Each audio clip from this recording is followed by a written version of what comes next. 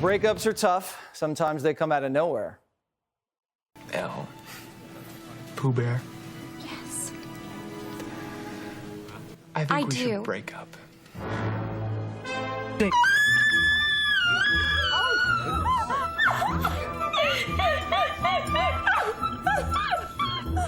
And sometimes you don't buy the reason they're dumping you.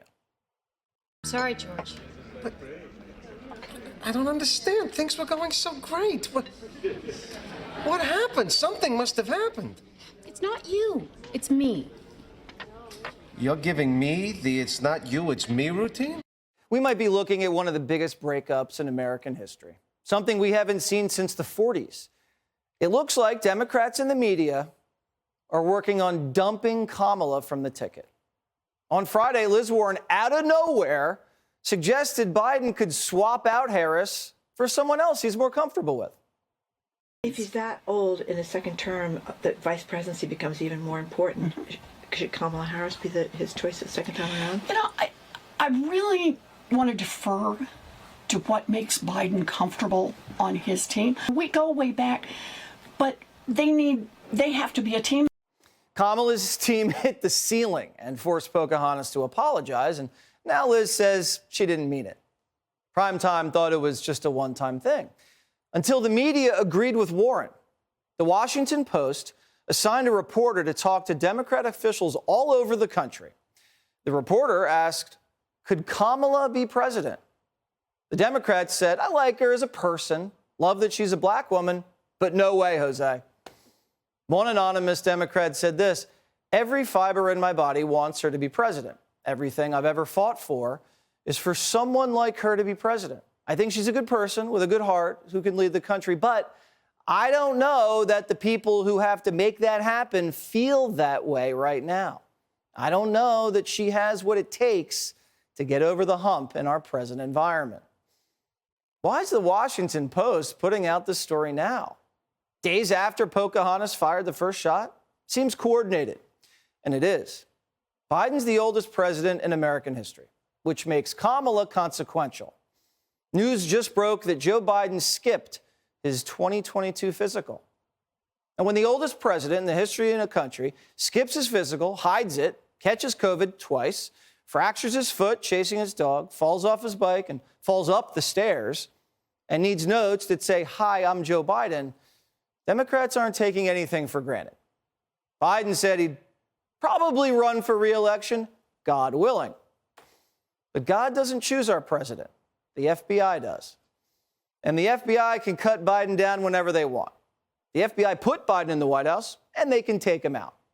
He's drowning in classified documents. He's got a special counsel, a U.S. attorney in Delaware, and House Republicans following the family money. We already know the FBI has the Biden family on wiretaps talking to Chinese spies. Why do you think Bernie Sanders is putting a book out now? Well, it's what every politician does before they become a candidate. DeSantis, Pompeo, Nikki Haley, and now Bernie all have books coming out, or they're out. Bernie's book's called It's Okay to Be Angry About Capitalism. You can buy it for $28 at Amazon, Walmart, or at any other retail giant owned by billionaires. If the book doesn't have enough socialism for you, you can pay $95 and watch Bernie complain about how evil money is live. But Democrats aren't going to elect another old white guy who lost twice. So who else is on deck? Pete Buttigieg wants another shot. Sure, the guy's destroyed airports and racist bridges, but he's gay. And Democrats love to shatter glass ceilings. They just don't think Kamala can break anything yet. Liz Warren's a white woman with Indian blood, just enough of a trace to make Democrats giddy. And then there's Gavin Newsom waiting in the wings, rich white man from California who might have to save the Democratic Party from identity politics. Kind of like John Kirby just waiting to take the binder's job when they need a win. And once Biden falls again, or when the FBI raids his beach house, whatever happens first, it's going to be a bloodbath. Once Biden waves the white flag, that's when the real games begin. And the Democratic Party can see it coming. That's why they want to drop Kamala. Because once Joe goes down, she's the heir apparent. And the Democrats, if they learned anything from 2020, it's better to win than be woke. And they're tired of blaming racists for losing. Talking about what I describe and what I believe to be the elephant in the room about my campaign. What is that? Electability. What do you mean? Electability. You know, essentially, is America ready for a woman and a woman of color to be president of the United States? And so Kamala's race card's simple. When she wins, it's talent. And when she loses, it's racism and sexism. But America isn't ready for a black president? Is she forgetting somebody? America was ready for a black man to be president of the United States. And this conversation happened for him. There is a lack of ability or a difficulty in imagining that someone who we have never seen can do a job that has been done, 45 times by someone who is not that person. This is the left's go-to move. You didn't vote for me? Racist. You don't like my politics? Sexist. That was Crooked's excuse. She couldn't accept that she lost fair and square. So Democrats say America's sexist. Stacey Abrams did the same thing. But it's not that they're women or that they're black. Polls show Michelle Obama would be coronated if she ran. Oprah could have been president anytime she felt like it. But Democrats would rather call Americans racist and sexist than acknowledge their performance or policies are unpopular.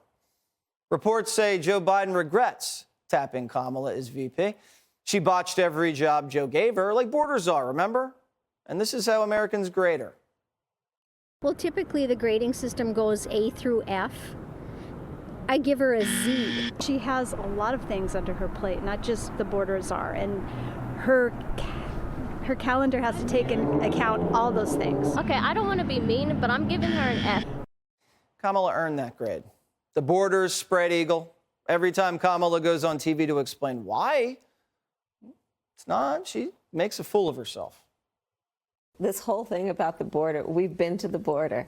We've been to the border. You haven't been to the border. And I haven't been to Europe. And I don't understand the point that you're making. And then Kamala went to Europe and it didn't go too well. After Russia invaded Ukraine, Biden sent Kamala to Poland and she giggled. And relatedly, is the United States willing to make a specific allocation for Ukrainian refugees? Okay. A friend in need is a friend indeed. And then you have Kamala looking like she's trying to hit the word count on a term paper. Talking about the significance of the passage of time, right? The significance of the passage of time.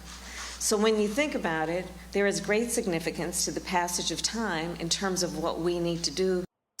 So what's Kamala doing today? Well, she's handing out trophies to astronauts, and she's excited.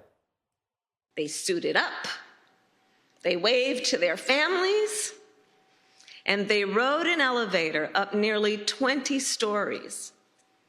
They strapped in to their seats and waited as the tanks beneath them filled with tens of thousands of gallons of fuel.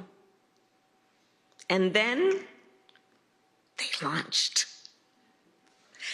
Yeah, they did. These are serious times. And the power brokers in the Democratic Party and the media are starting to take, that little handle of the cane, stretch out from behind the curtain and just slowly scooch Kamala right off the stage. And this must mean that Biden's in worse shape than we thought. Hi, everyone. I'm Brian Kilmeade. I want you to do me a favor. I want you to click to subscribe to the Fox News YouTube page. This is the only way that I know for sure that you're not going to miss any great commentary, any great news bites, any great interviews coming your way on Fox. You can get it all here on YouTube. So subscribe right now.